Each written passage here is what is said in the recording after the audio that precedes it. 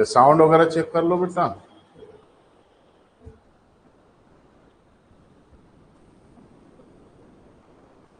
चलिए बेटा शुरू किया जाए, चेक करके बताओ। आज बेटा एक नया टॉपिक शुरू करना हम लोगों को। अभी तक हम लोगों ने संविधान के भाग 5 में कार्यपालिका पढ़ा, विधायिका पढ़ा, और विधायिका के जो फंक्शन है वो पढ़ा। उसमें दो चीजें बहुत महत्वपूर्ण है बेटा, उस पर जरूर ध्यान दीजिएगा। पहला कि विधि निर्माण की प्रक्रिया, यानी कैसे विधि बनाई जाती है, जो आपने पढ़ा है। दूसरा कि बजट की प्रक्रिया।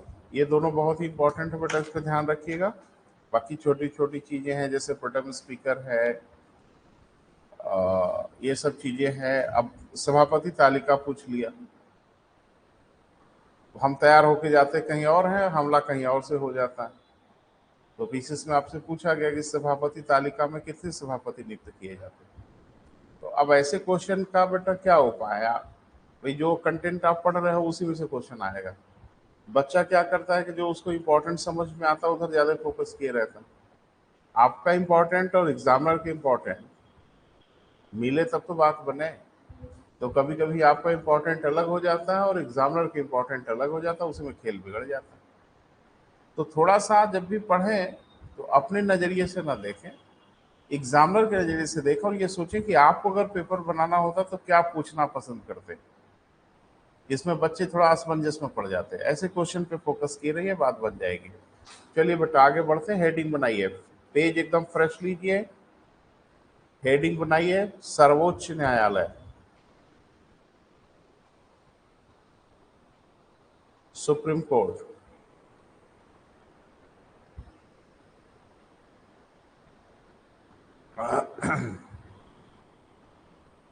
तो जैसा आपको पता है कि मैंने पहले भी बताया था कि जो हमारी न्यायपालिका है वह संघात्मक नहीं है।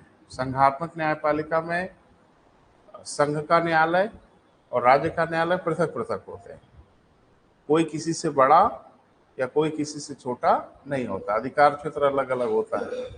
वो ठीक वैसे ही बेटा जैसे मुख्यमंत्री और प्रधानमंत्री, इसमें कोई बड़ा छोटा थोड़ा ही है कि प्रधानमंत्री बड़े हैं मुख्यमंत्री छोटे। ना ना, अधिकार क्षेत्र का मामला है।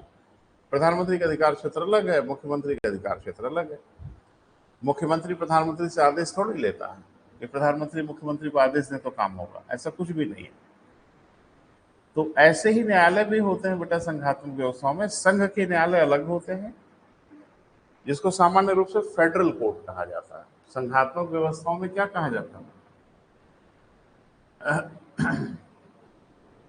अब संघात्मक है तो शक्तियों का विभाजन हुआ होगा, और शक्ति का विभाजन हुआ होगा तो न्यायिक शक्ति का भी विभाजन हुआ होगा। तो न्यायिक शक्ति भी दो भागों में बंट जाती है, एक संघ की न्यायिक शक्ति और एक क्या बेटा, राज्य की न्यायिक शक्ति। क्लियर है? अब आप कहेंगे कि राज्य की न्यायिक शक्ति और संघ की न्यायिक शक्ति बांटी जा सकती है? काहे नहीं बांटी जा सकती? वह विषय जो संघ के अधीन है उस पर न्याय करने का अधिकार संघ के न्यायालय को दे दीजिए, वह विषय जो राज्य के अधीन है उस पर न्याय करने का अधिकार राज्य को दे दीजिए। भाई आप तो बांटी लिए हो ना, संघ सूची, राज्य सूची, समवर्ती सूची। तो न्यायिक अधिकार बांटने में क्या झंझट है? संघ सूची के जो विषय हैं, अब सेना में जो कोई गड़बड़ी करे उसका फैसला राज्य ना करे, उसको केंद्र फैसला करे। रेलवे में अगर कोई गड़बड़ी होती है तो केंद्र फैसला करे, पुलिस में गड़बड़ी हो तो राज्य फैसला करे। तो साफ साफ दिख रहा है। तो जितनी संघात्मक व्यवस्थाएं हैं बेटा वहां न्यायालय अलग अलग होते हैं। तो एक को सामान्य रूप से हम लोग कहते हैं फेडरल कोर्ट। क्या कहते हैं बेटा? फेडरल कोर्ट कह देते हैं, और इसको स्टेट कोर्ट कह देते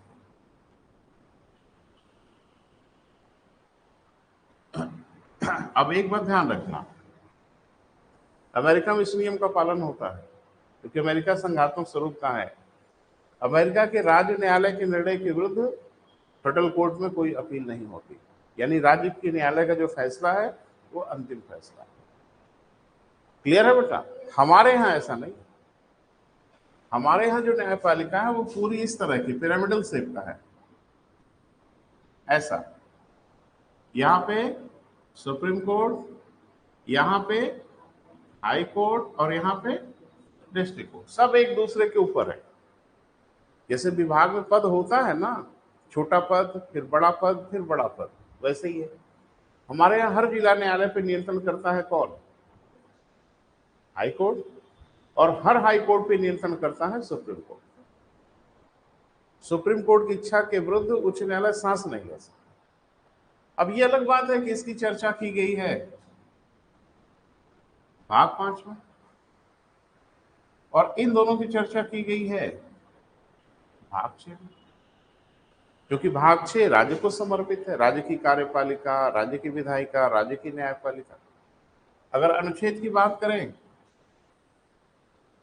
तो 124, इसकी बात करें तो अनुच्छेद 214, 233। अब ये तो हम लोग पढ़ेंगे तब जब हम लोग भाग 6 पे आएंगे। तो अभी तो हम लोग कहाँ हैं बेटा? भाग 5 पे चर्चा कर रहे हैं, तो भाग 5 पे न्यायपालिका। तो हमारी न्यायपालिका क्या है बेटा? यूनिफाइड,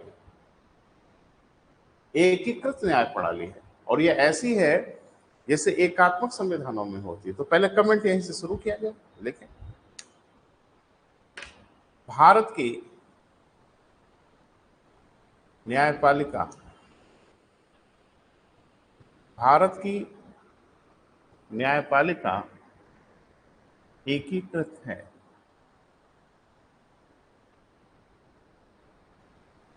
भारत की न्यायपालिका क्या है बेटा? एकीकृत है। एकीकृत माने एकात्मक स्वरूप की है। लिख लो ब्रैकेट में, सब लिख लिया जाता है। अर्थात हमारी न्यायपालिका एकात्मक स्वरूप की है। ठीक है बेटा? हमारा संवैधानिक स्वरूप भले ही, हमारा संवैधानिक स्वरूप भले ही संघात्मक व्यवस्था के अनुरूप है,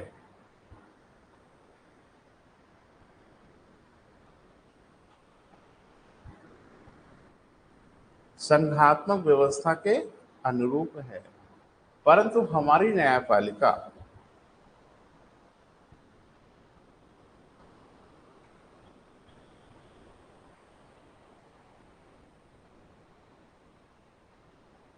एकात्मक स्वरूप।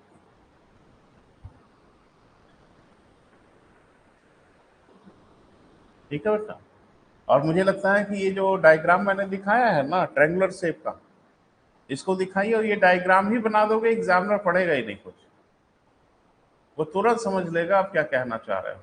तो कभी कभी कुछ चीजों को डायग्राम फॉर्मेट में दिखाना ज्यादा बेहतर होता है, तो डायग्राम फॉर्मेट में दिखा दीजिए।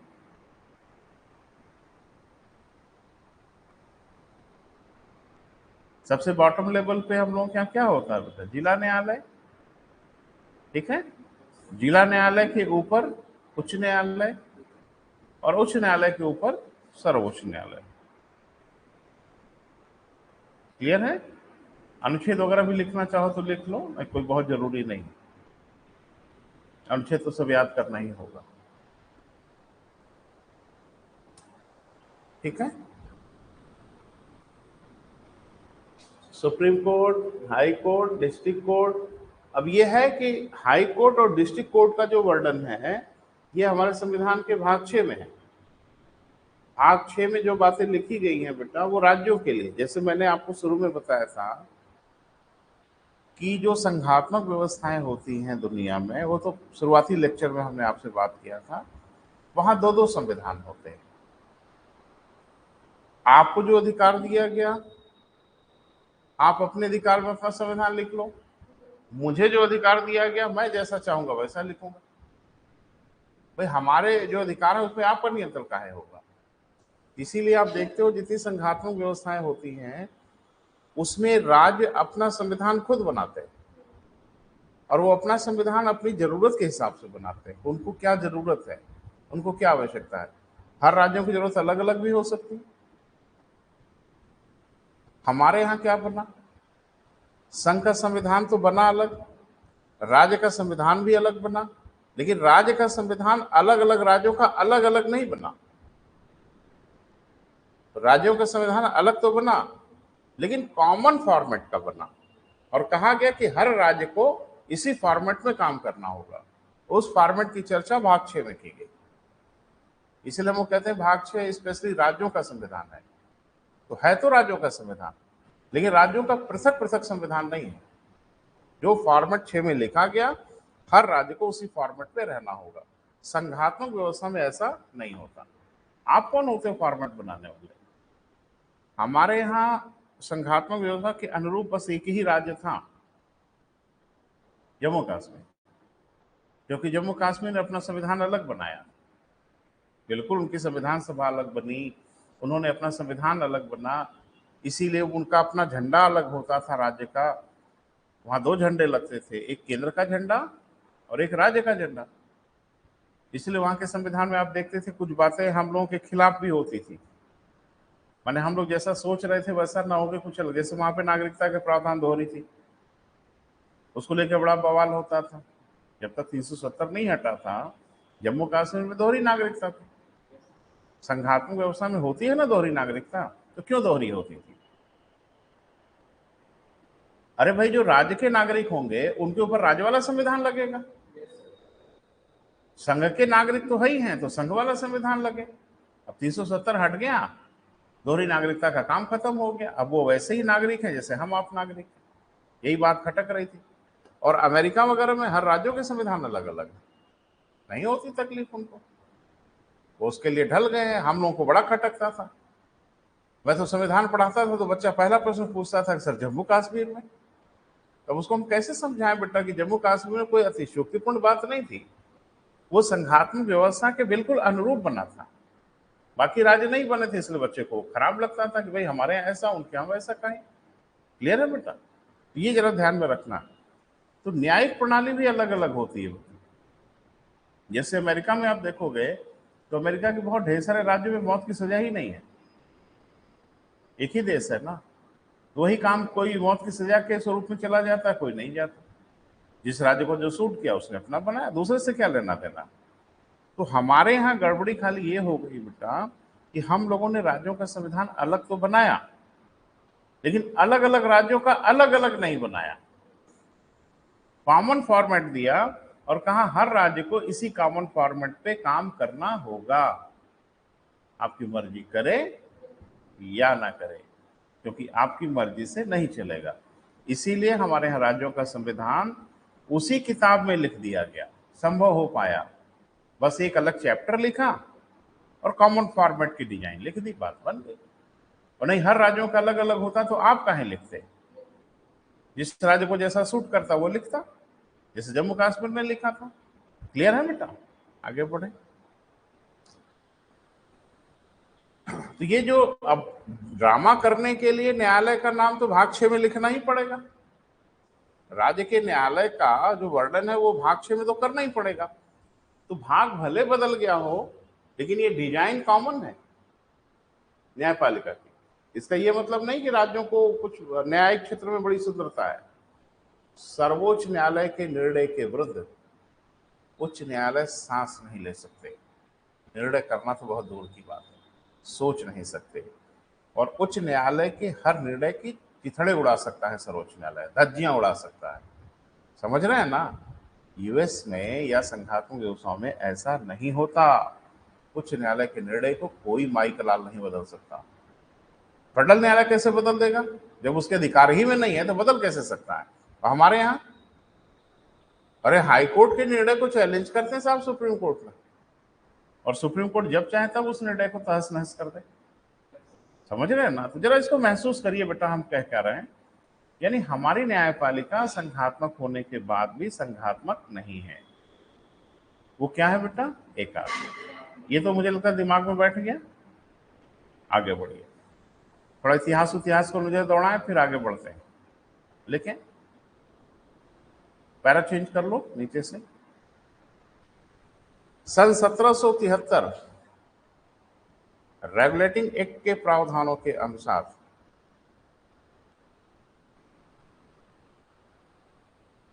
सन 1773 अच्छा, वीडियो नहीं देख रहे हो? देखे हो? सही सही बोलना। हाँ तो देखो लो, सब पढ़ाया जा चुका है। सन 1773। अच्छा, मेरे ऐप पे वीडियो देखोगे तो उसमें मेरा कोई लाभ वाभ नहीं है, ये मत समझना कि मेरा कुछ लाभ होने वाला है। हाँ, यूट्यूब पे देखोगे तो शायद कुछ लाभ हो जाए। तो ऐप वाला वीडियो बिल्कुल देखिए बेटा, है ना, ताकि आपको समझ में आएगा। और उसमें सबसे खास बात यह है कि एकदम क्लास जैसे फ्लो में चली है, वीडियो भी उसी सीक्वेंस में उसी फ्लो में है। कहीं कोई रोज के लेक्चर है तो वहां आपको एकदम कंटिन्यूटी मिलेगी। अच्छा, यूट्यूब की क्या परेशानी है कि कभी कभी अपलोड तो हम करते हैं तो कभी कभी बेतरतीब हो जाता है। बेतरतीब मतलब अब आज वाला हो सकता है कि बाद में हो जाए, बाद वाला पहले हो जाए, तो उसमें थोड़ा बच्चे को ट्रेस करने में दिक्कत होती है। और एप्स वाला जो वीडियो है वो तो एकदम क्रम से ही है, वहां कहीं कोई दिक्कत है ही नहीं। चलिए, तो सन 1773 रेगुलेटिंग एक्ट के प्रावधानों के अनुसार सन 1774 में लिख चुके हो, फिर लिख लो, प्रसंग है तो फिर लिख लो। सन 1774 कलकत्ता के फोर्ट विलियम में, कलकत्ता की क्या बेटा, फोर्ट विलियम में पहली बार सर्वोच्च न्यायालय की स्थापना की।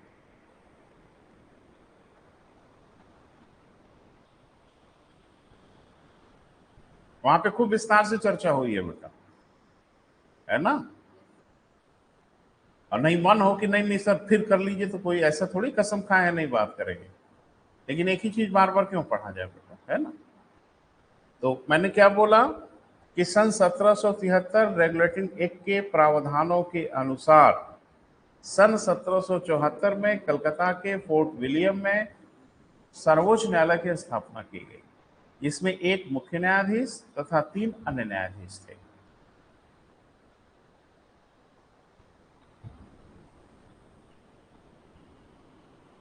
एक मुख्य न्यायाधीश और कितने बेटा, 3 अन्य न्यायाधीश थे।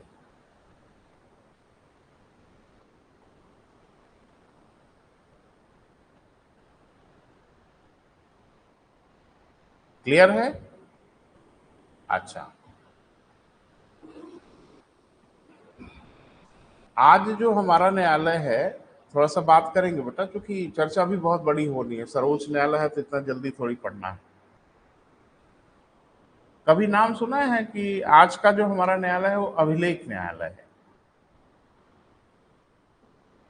आज जो हमारा न्यायालय है उसको हम लोग कहते हैं अभिलेख न्यायालय है, कोर्ट ऑन रिकॉर्ड। तो अभी तो हमने पढ़ाया ही नहीं कि अभिलेख न्यायालय का क्या मतलब होता है, तो बताएंगे हम। लेकिन हम सिर्फ ये जानना चाह रहे थे कि जो हम लोगों ने अपना सर्वोच्च न्यायालय बनाया था, क्या वो अभिलेख न्यायालय था? हाँ, दो प्रश्न है, या तो था, तो अगर था तो बात ही खत्म हुई, और अगर नहीं था, बात है भी एक तो, कि कब हुआ। नहीं था तो दूसरी बात तो पैदा हो गई, नहीं था तो कभी हुआ होगा। क्लियर है? तो हमारा जो सर्वोच्च न्यायालय है वो 1829 में अभिलेख न्यायालय बना। अभिलेख न्यायालय क्या होता है हम आगे चर्चा आपसे करेंगे, क्योंकि ये तथ्य है इसलिए यही लिख लो, बहुत जरूरी है, लिखें। सर्वोच्च न्यायालय सन 1829 में अभिलेख न्यायालय के रूप में स्थापित हुआ।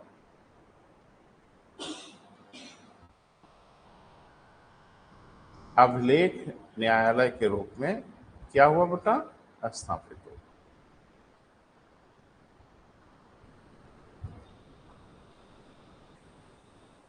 क्लियर है? तो क्या होता है बेटा अभिलेख न्यायालय, थोड़ा सा बात कर ले, बोल नहीं रहे हो। अभिलेख न्यायालय का मतलब सिर्फ इतना होता है कि न्यायालय के निर्णय की अगर आपने अवहेलना की, कई चीजें हैं उसमें, हम चर्चा करेंगे। पहला ये कि न्यायालय की कार्रवाई को अभिलेखित किया जाए, अभिलेखित माने रिकॉर्ड बना के रखा जाए। दूसरा ये कि न्यायालय का निर्णय उससे छोटे न्यायालयों के बाध्यकारी होगा, यानी बड़ा न्यायालय अगर कोई निर्णय दे तो छोटे न्यायालयों के लिए वह निर्णय क्या होगा बेटा, बाध्यकारी होगा, मानना होगा। तीसरा कि न्यायालय के निर्णय की अवमानना करने पर, अवमानना माने न मानने पर, इसको कहा जाता है कोर्ट की अवमानना। क्या कहा जाता है बेटा? कोर्ट की अवमानना। इंग्लिश में कहते हैं कंटेम्प्ट ऑफ कोर्ट। भाई कोर्ट कोई आदेश देता है और उस आदेश को न माने, हो सकता है आप कहें नहीं मानेंगे। नहीं, आप कैसे नहीं मानोगे, आपको तो मानना ही पड़ेगा। लेकिन कोर्ट कभी कभी सरकारी तंत्र के लिए भी आदेश देता है, तो सरकारी तंत्र ना माने, कह रहे ऐसे आदेश उदेश आता रहता है, तो क्या हो गया? कोर्ट की अवमानना हो गई। और कोर्ट की जब अवमानना होती है, बेइज्जती होती है, तो कोर्ट दंडित कर सकता है, कोर्ट सजा दे देगा, सिर्फ इस बात के लिए कि आपने मेरे आदेश का पालन क्यों नहीं किया। ये अधिकार जिस न्यायालय के पास होगा उसे अभिलेख न्यायालय कहा जाता है। ठीक है, आगे हम लोग पढ़ेंगे। क्लियर है बेटा? चलिए अब हेडिंग बनाइए, भारत का सर्वोच्च न्यायालय, अनुच्छेद 124। भारत का सर्वोच्च न्यायालय, अनुच्छेद क्या बेटा? 124।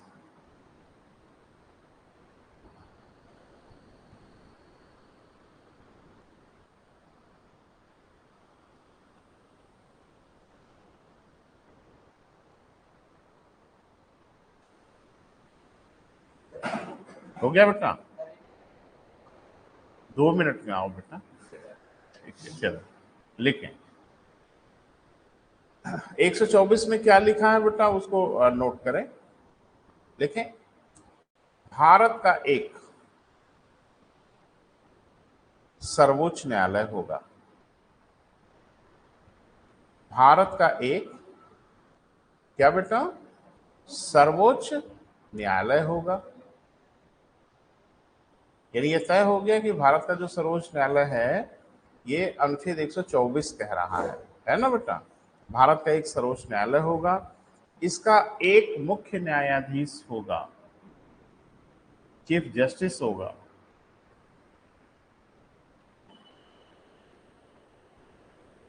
क्लियर है बेटा? तभी ना है भाई, संसद जब तक न निर्धारित करे,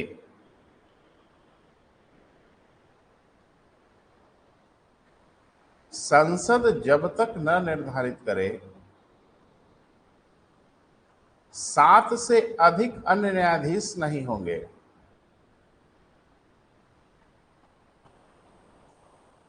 संसद जब तक न निर्धारित करे 7 से अधिक अन्य न्यायाधीश नहीं होंगे।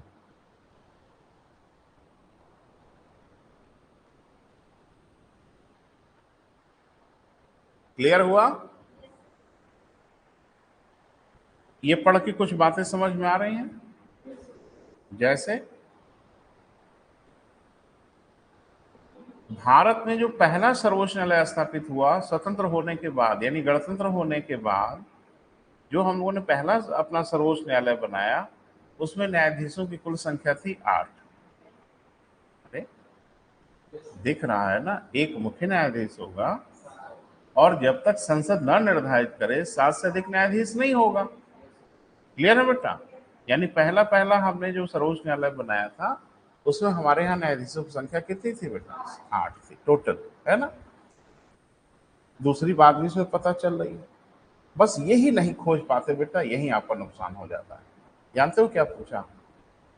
पूछा कि सर्वोच्च न्यायालय में न्यायाधीशों की संख्या कौन निर्धारित करता है? दिख रहा है, अब इससे साफ साफ क्या दिखे, लेकिन आपको नहीं दिखता, परीक्षा में काम हो जाता है। अच्छा, वो कंफ्यूज करते हैं विकल्प भी दे देके। अब वो देंगे सर्वोच्च न्यायालय के न्यायाधीश संख्या राष्ट्रपति निर्धारित करते हैं, सर्वोच्च न्यायालय की संख्या कैबिनेट के प्रस्ताव द्वारा निर्धारित होता है। तो विकल्प अंड बंड ऐसा देंगे ना कि आप विकल्प देख के कंफ्यूज करने लगेंगे। कभी कभी ढेर सारे ऑप्शन देके भी कंफ्यूज किया जाता है ना, तो ऑप्शन देके आपको कंफ्यूज कर देते हैं कि सर्वोच्च न्यायालय के न्यायाधीशों की संख्या कौन निर्धारित करता है? ए, राष्ट्रपति अपने आदेश में निर्धारित करते हैं। बी, कैबिनेट प्रस्ताव के द्वारा निर्धारित करती है। संसद एक प्रस्ताव के द्वारा निर्धारित करती है। संसद अधिनियम बना के निर्धारित करती है। अब तो हो गई तकलीफ। संसद अधिनियम बना के निर्धारित करती है। देखो इसी में थोड़ा विकल्प बदले, काम हो गया। यही वो करते रहते हैं बेटा, जो इलाके आप पढ़े रहते हैं वही आपको तकलीफ में डालते हैं। तो संसद कानून बनाकर सर्वोच्च न्यायालय के न्यायाधीशों की संख्या को निर्धारित करेगी। नोट बना के लिख लो।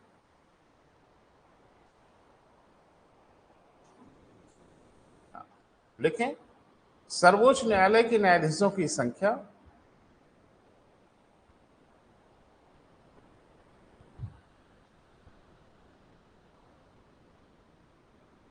संसद विधि बनाकर निर्धारित करती है। मैं एकदम क्लियर कर दिया ताकि कोई डाउट ना हो आपको।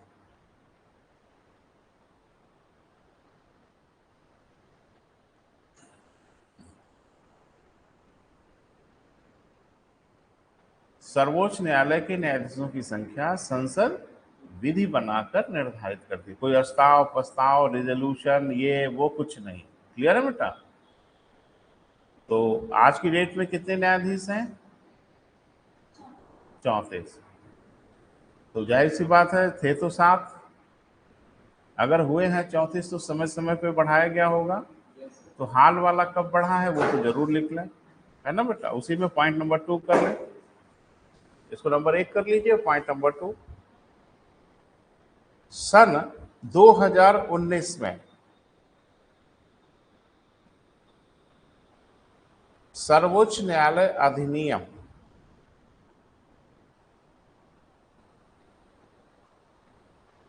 में संशोधन करके न्यायाधीशों की संख्या 33+1 कर दी गई। 33+1।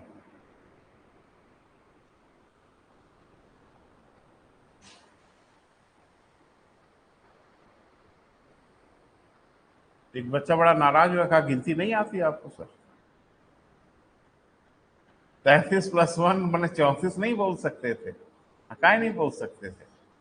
1 अलग इसलिए किया है कि एक मुख्य न्यायाधीश है और 33 अन्य न्यायाधीश। क्लियर है बेटा? तो आज की डेट में सर्वोच्च न्यायालय में न्यायाधीशों की कुल संख्या 34। क्लियर है बेटा? एक मुख्य न्यायाधीश है और 37 अन्य न्यायाधीश है ना। अमूमन ये संख्या पूरी हो नहीं पाती, हमेशा कमी बनी ही रहती है। अभी कुछ की नियुक्ति हो रही है तो कुछ रिटायर हो रहे हैं, तो ये सब चलता रहता है। तो अमूमन संख्या ऐसा नहीं होता कि 34 न्यायाधीश लगातार बने हुए हैं, तो कुछ रिटायर हो जाते हैं, तब तक कुछ अभी ढूंढ रहे हैं, नया बनाते हैं, ये सब चलता रहता है। लेकिन ये कि मैक्सिमम 34 हो सकते हैं। ठीक है बेटा? अब एक छोटी सी हेडिंग बनाइए, सर्वोच्च न्यायालय के न्यायाधीशों की नियुक्ति।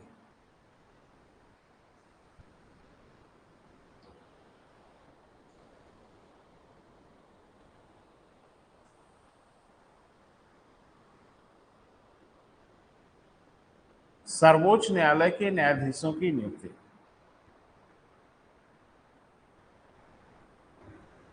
इसको लेके है बड़ा बवाल बेटा, है ना? उस बवाल को थोड़ा आराम से, प्यार से समझते हैं, क्योंकि अभी बहुत लफड़ा हुआ है। अभी हाल के वर्षों में सर्वोच्च न्यायालय के न्यायाधीशों की नियुक्ति लेकर बड़ा विवाद हुआ है। तो पहले इसको तो प्यार से टैकल करना है बेटा, ताकि क्लियर हो सब कुछ। तो पढ़ा तो है ही आपने, सर्वोच्च न्यायालय के न्यायाधीशों की नियुक्ति राष्ट्रपति करता है। अरे तो राष्ट्रपति हम लोग पढ़ रहे थे तभी पढ़े हैं, इसमें बवाल तो कुछ है नहीं। लेकिन इसमें बवाल बहुत है बेटा, उसको हम लोग क्लियर करेंगे। पहले जो संविधान में वर्णित है उसको लिखें। लिखें, सर्वोच्च न्यायालय के मुख्य न्यायाधीश की नियुक्ति राष्ट्रपति करता है।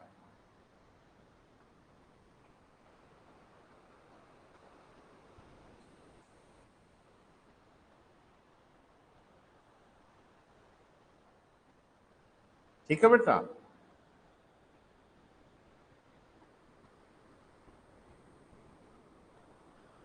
लाइन बोलो जरा, फिर से रिपीट करो, क्या लिखा है? राष्ट्रपति करता है, परंतु ऐसी नियुक्ति करते समय वह वरिष्ठता के नियम का पालन करता है। परंतु ऐसी नियुक्ति करते समय वह किसका बेटा? वरिष्ठता के नियम का पालन करता है।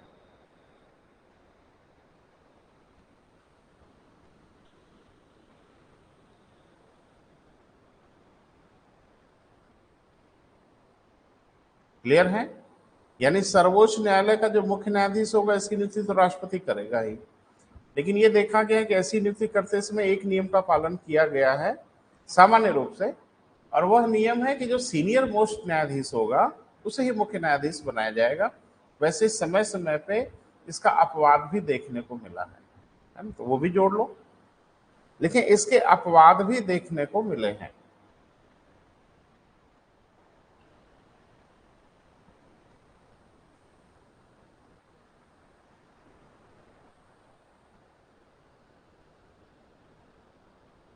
ठीक है,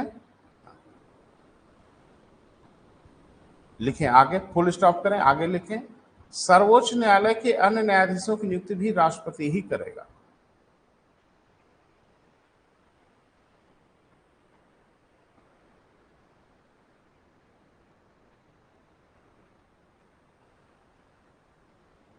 सर्वोच्च न्यायालय के अन्य न्यायाधीशों की नियुक्ति कौन बेटा? राष्ट्रपति ही करेगा। परंतु ऐसी नियुक्ति करते समय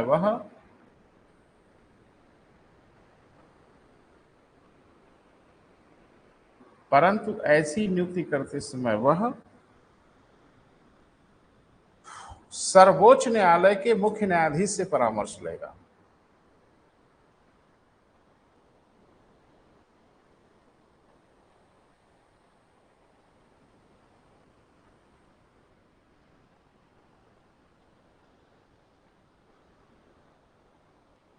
ठीक है बेटा, अब इसमें भी एक पेज है, वो भी क्लियर कर लो, ध्यान से सुनो कि सर्वोच्च न्यायालय के अन्य न्यायाधीशों की नियुक्ति करते समय राष्ट्रपति किससे सलाह लेगा? तो मुख्य न्यायाधीश भी सलाह अकेले नहीं देंगे।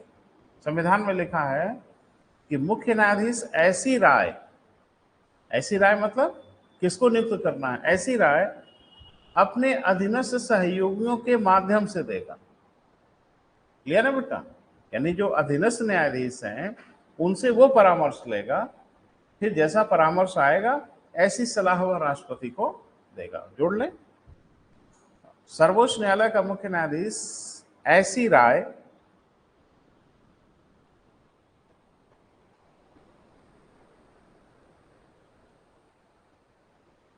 अपने अधीनस्थ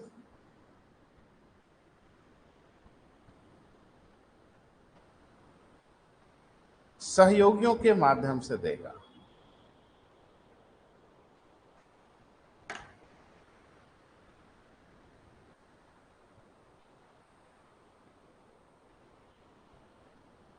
अपने अधीनस्थ सहयोगियों के माध्यम से देगा। क्लियर हुआ बेटा?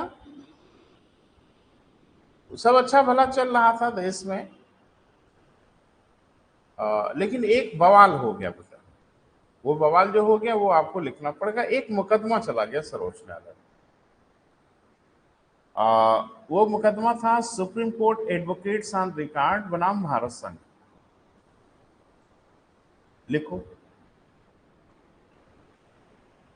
नोट बनाइए, नोट बना के एक वाद लिखिए। आराम आराम से बोलना है, आराम आराम से लिखिएगा। Supreme court advocates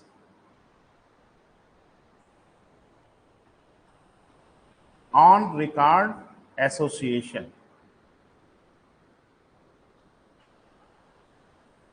supreme court advocates on record association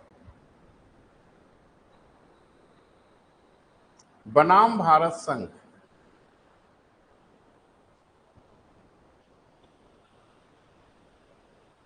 बनाम क्या बेटा? भारत संघ।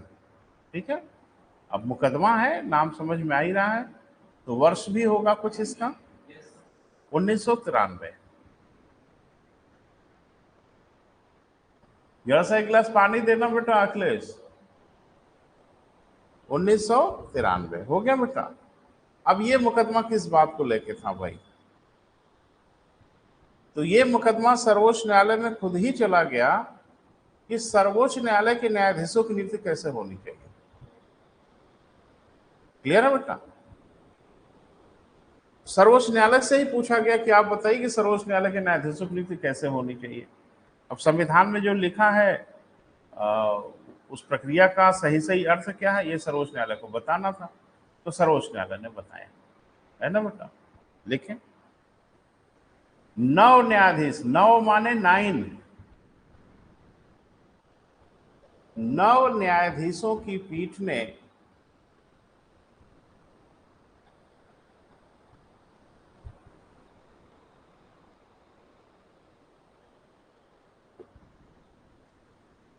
यह स्थापित किया कि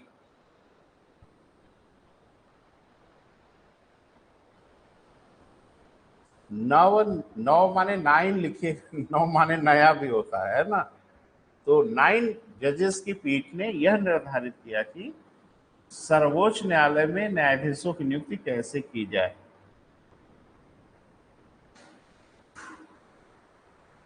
सर्वोच्च न्यायालय में न्यायाधीशों की नियुक्ति कैसे की जाए।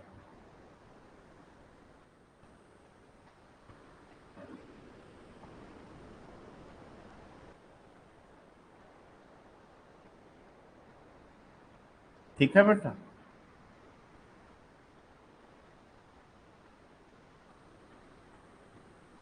आज की डेट में बेटा ये माइलस्टोन है, माने आज की डेट में जो ये फैसला है, ये सर्वोच्च न्यायालय के न्यायाधीशों की नियुक्ति करने का माइलस्टोन है, मील का पत्थर है। ठीक है, तो क्या कहा बेटा सर्वोच्च न्यायालय ने, वो जरा पॉइंट बना बना के लिखें। सर्वोच्च न्यायालय का मुख्य न्यायाधीश वरिष्ठतम न्यायाधीश होगा।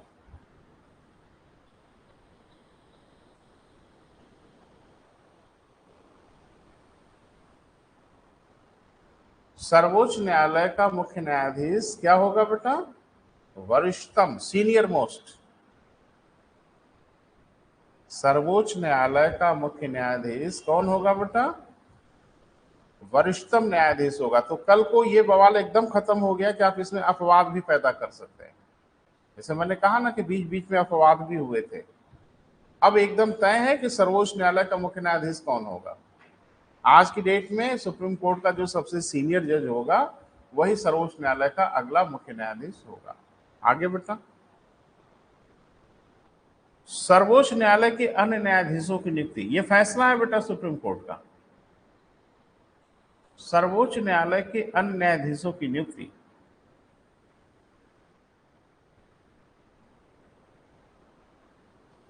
सर्वोच्च न्यायालय के मुख्य न्यायाधीश के परामर्श पर होगा।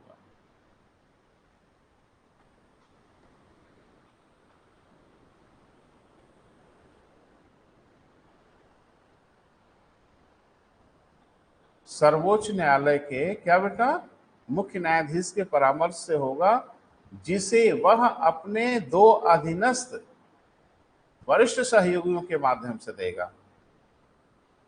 जिसे वह अपने 2 अधीनस्थ वरिष्ठ सहयोगियों के माध्यम से देगा।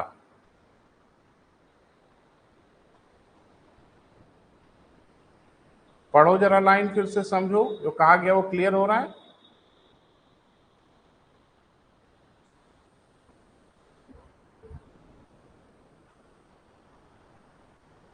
जिसे वह अपने 2 वरिष्ठ सहयोगियों के माध्यम से देगा, मतलब सर्वोच्च न्यायालय का मुख्य न्यायाधीश ऐसी सलाह जो राष्ट्रपति को देगा, वो कम से कम 2 न्यायाधीशों से सलाह लेकर सलाह देगा।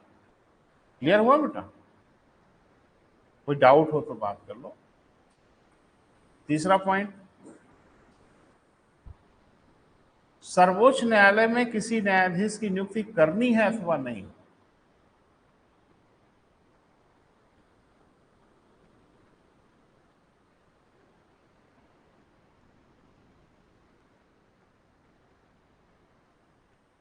यह प्रस्ताव भी मुख्य न्यायाधीश की ओर से आएगा।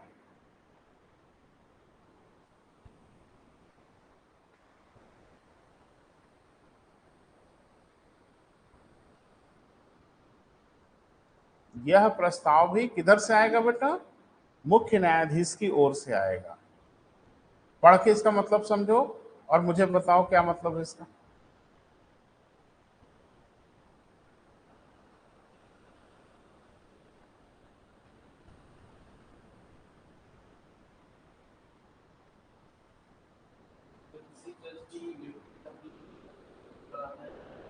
हाँ, इसका ये मतलब है कि सर्वोच्च न्यायालय में किसी जज की नियुक्ति करनी है, इसकी शुरुआत सरकार नहीं करेगी, ये सर्वोच्च न्यायालय का मुख्य न्यायाधीश बताएगा, तभी नियुक्ति होगी। यानी इसमें सरकार का दखल नहीं होगा। क्लियर है बेटा? अब इसमें एक पेज फंस गई बेटा। हमारे संविधान में एक अनुच्छेद 143 है जिसकी चर्चा हम आपसे कर चुके हैं कि राष्ट्रपति के पास ये अधिकार है कि वो सर्वोच्च न्यायालय से परामर्श ले सकता है ना। और मैंने आपसे कहा था कि परामर्श देना भी बाध्यकारी नहीं है और परामर्श मानना भी बाध्यकारी नहीं है। लिखाया है बेटा, पढ़ाया है मैंने, आप भूल रहे हो तो अलग बात है। तो अनुच्छेद 143 से सर्वोच्च न्यायालय से राय ली गई, राष्ट्रपति ने राय लिया, तो कहा कि जरा ये बताइए कि ये जो परामर्श है सब मुख्य न्यायाधीश का, इस परामर्श को मानने के लिए राष्ट्रपति बाध्य है। दो चीजें कि जो सर्वोच्च न्यायालय का मुख्य न्यायाधीश परामर्श देगा राष्ट्रपति को, क्या राष्ट्रपति उस परामर्श को मानने के लिए बाध्य है, पहली चीज, या राष्ट्रपति अपने बुद्धि उद्धि से भी कुछ कर ले।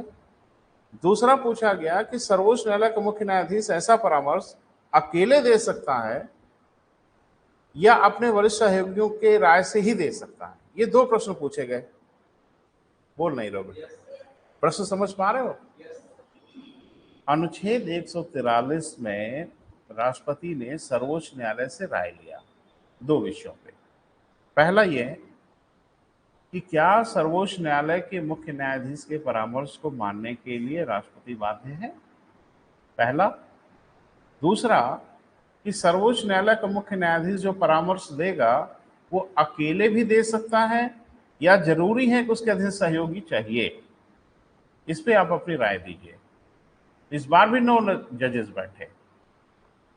परामर्श भी हल्के में मत लेना, परामर्श भी बड़ी गंभीरता से देते हैं। तो 9 न्यायाधीशों ने सरकार को परामर्श दिया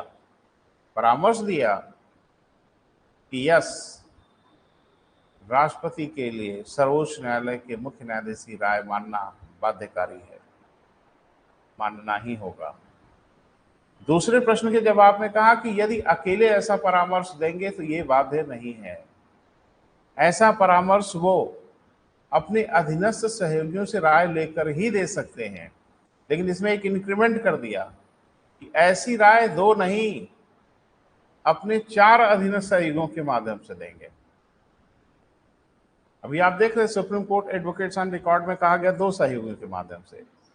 जब राय ली गई तो सर्वोच्च न्यायालय ने कहा कि ना, 4 अधीनस्थ वरिष्ठ न्यायाधीशों से राय लेके सर्वोच्च न्यायालय का मुख्य न्यायाधीश राय देगा और फिर ऐसी राय को राष्ट्रपति को मानना ही होगा।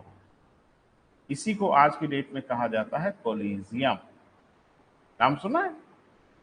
न्यायाधीशों की नियुक्ति करने के लिए एक कोलिजियम होता, खूब चर्चा हुई है आज की डेट में। जब आपकी नजर नहीं पड़ी है तो आपका दुर्भाग्य है।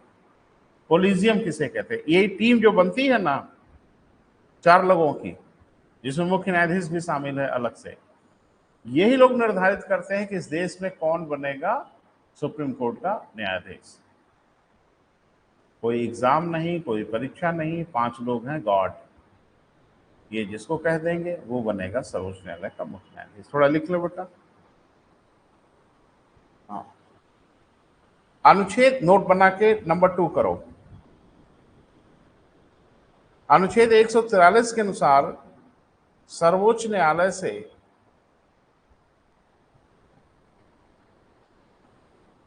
दो विषयों पे राय मांगी गई।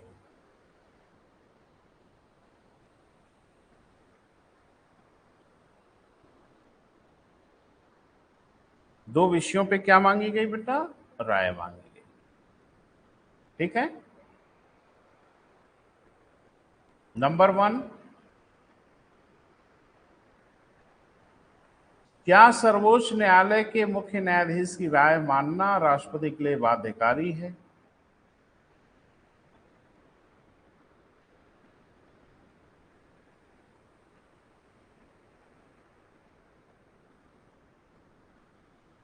क्या सर्वोच्च न्यायालय के मुख्य न्यायाधीश की राय मानना राष्ट्रपति के लिए बाध्यकारी है?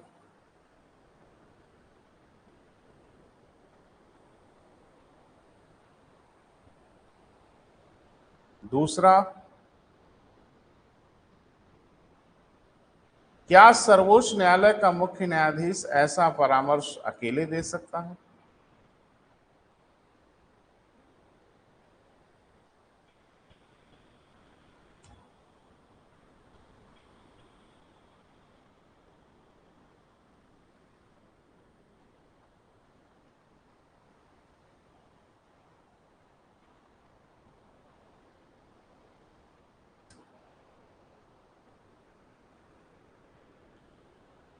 ठीक है बेटा, बोल नहीं रहे हो? ठीक है, आगे लिखिए। नौ न्यायाधीशों की नौ न्यायाधीशों की पीठ ने यह निर्धारित किया कि, निर्धारित मतलब फैसला नहीं दिया, परामर्श दिया।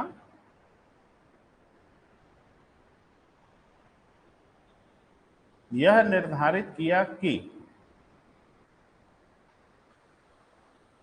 पहला, पहले प्रश्न का उत्तर बाध्यकारी है। क्या कहानी वानी लिखोगे, साफ समझ में आ रहा है? क्या बेटा? बाध्यकारी है। पहले प्रश्न का उत्तर हो गया, और दूसरे का उत्तर भी लिखो। मुख्य न्यायाधीश ऐसा परामर्श अकेले नहीं दे सकता।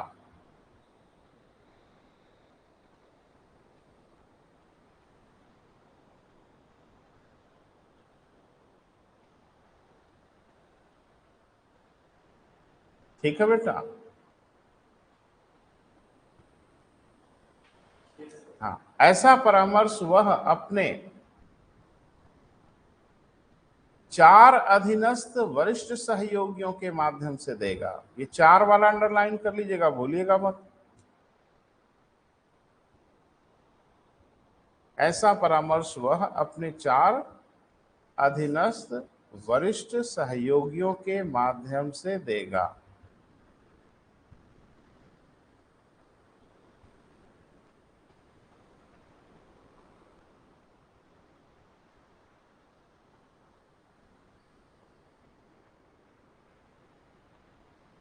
क्लियर है बेटा? यही जो चार लोगों की टीम और प्लस मुख्य न्यायाधीश, इसी को आज की डेट में बोला जाता है कोलिजियम। तो न्यायाधीशों की नियुक्ति करने का भारत में जो सिस्टम है, उस सिस्टम को कहा जाता है कोलिजियम सिस्टम। क्लियर है बेटा? लिख लो अपने हिसाब से। इसे ही हम कोलिजियम सिस्टम कहते हैं, कोलिजियम प्रणाली कहते हैं। कोलिजियम को इंग्लिश में अगर लिखना चाहो,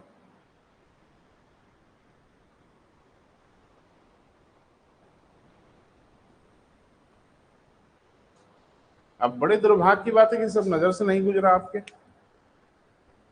आज की डेट में तो कोलिजियम को लेकर इतना बवाल मचा।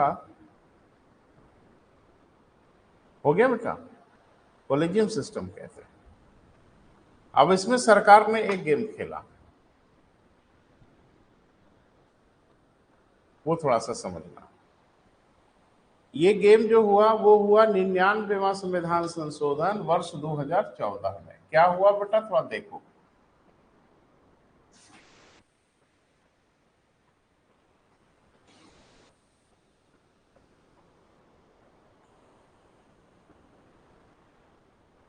एक नोट फिर से बनाओ अलग से। ये जो फुटकर वाली चीजें हैं बेटा, यही फोकस किए रहना, यही ज्यादा पूछेगा परीक्षा में।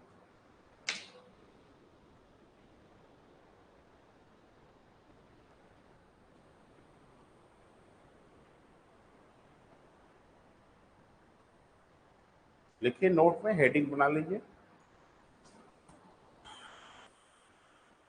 क्या लिखा हुआ है बेटा? मतलब, हाँ देखो, गढ़ नहीं पाओगे। अगर नजर से नहीं गुजरा तो इसका पूरा मतलब है नेशनल जुडिशरी अपॉइंटमेंट कमेटी।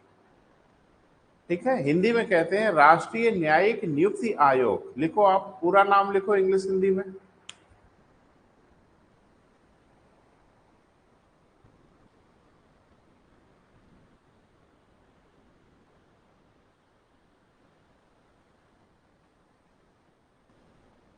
इसके हम डिटेल में नहीं जाएंगे बेटा।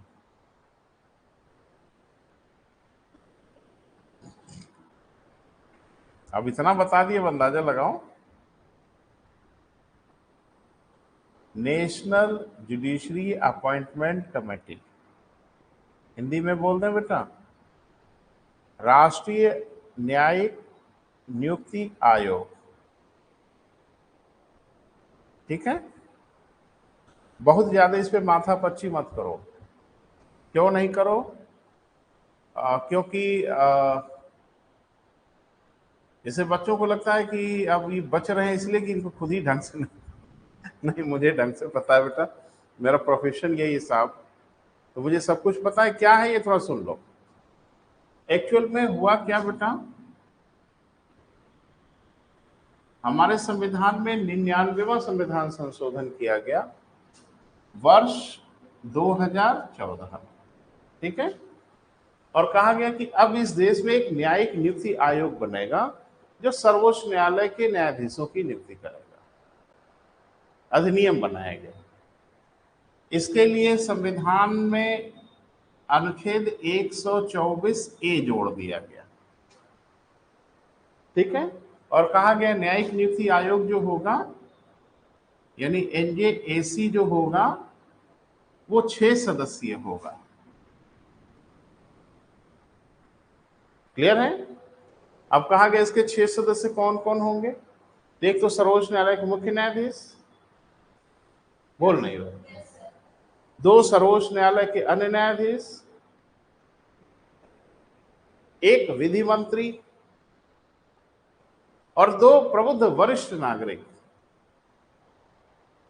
तो कुल मिला जुला के कितने लोग होंगे बेटा? 6 लोग होंगे, जो निर्धारित करेंगे कि ये बहुत डिटेल है बेटा, उसको हम बताना नहीं चाह रहे हैं, इसलिए नहीं कि मैं कुछ गलत मंशा रख रहा हूं, इसलिए कि इसमें कुछ गड़बड़ी हुई है, वो हम आपको बता रहे हैं। बस इतना ध्यान रखना कि इसको बनाया गया था 99वें संविधान संशोधन 2004।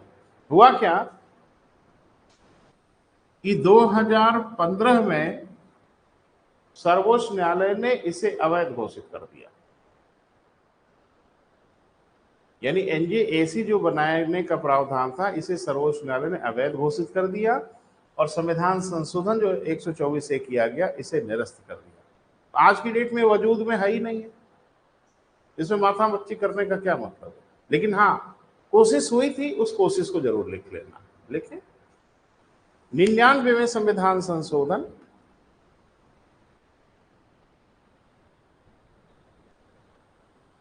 वर्ष 2014 में न्यायिक नियुक्ति आयोग, सॉरी रुको, 2014 में 6 सदस्यीय न्यायिक नियुक्ति आयोग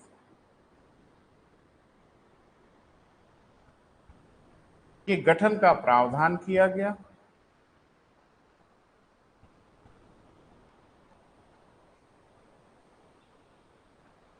के गठन का क्या बेटा? प्रावधान किया गया। इसके लिए संविधान के अनुच्छेद 124 को संशोधित किया गया।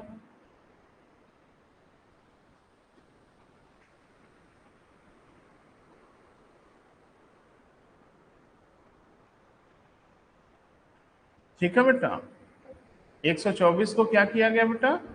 संशोधित किया गया। 124 ए स्थापित किया गया।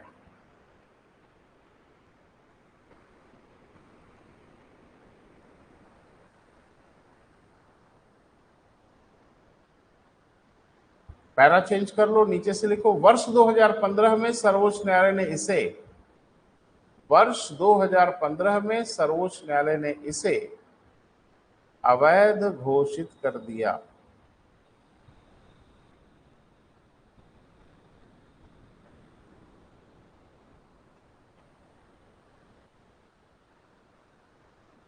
अवैध घोषित कर दिया। क्लियर है बेटा? तो ये पूरी कहानी अब तक की समझ में आ रही है। तो अभी कहानी वही चल रही है कि 4 सीनियर मोस्ट जजेस नोन एज कॉलेजियम, है ना बेटा, यही लोग सर्वोच्च न्यायालय के न्यायाधीशों को नियुक्त करते हैं। इस पे देश में बड़ा बवाल होता है, बड़ी टीका टिप्पणी होती है, आलोचनाएं होती हैं, और इसमें एक परेशानी भी देखी गई है, जो आपने भी महसूस किया गया होगा, कि कुछ ही लोगों के बच्चे जज होते हैं,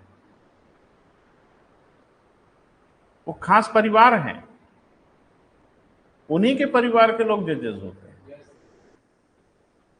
अब ये तो बेईमानी है ही ना। अब कोलिजियम में जो लोग होंगे वो लोग जिसको चाहेंगे उसी को जज बनाएंगे ना। तो थोड़ा सा ट्रांसपेरेंसी के लिए सरकार ने कोशिश किया कि एक नेशनल जुडिशरी अपॉइंटमेंट कमेटी बनाई जाए, ताकि इसमें जो योग्य लोग हों, योग्य ही लोग आते हैं, इसमें कोई शक नहीं है।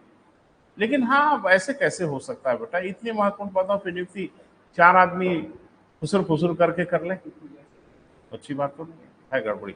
एक हेडिंग बना ले बेटा।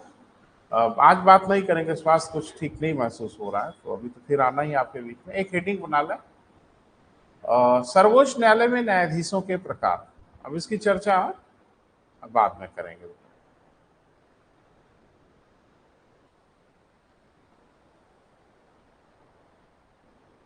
सर्वोच्च न्यायालय में न्यायाधीशों के प्रकार, हेडिंग बना के छोड़ दीजिएगा, और अगले लेक्चर में हम लोग मिलेंगे तो इस पर हम लोग विस्तार से बात करेंगे, है ना बेटा।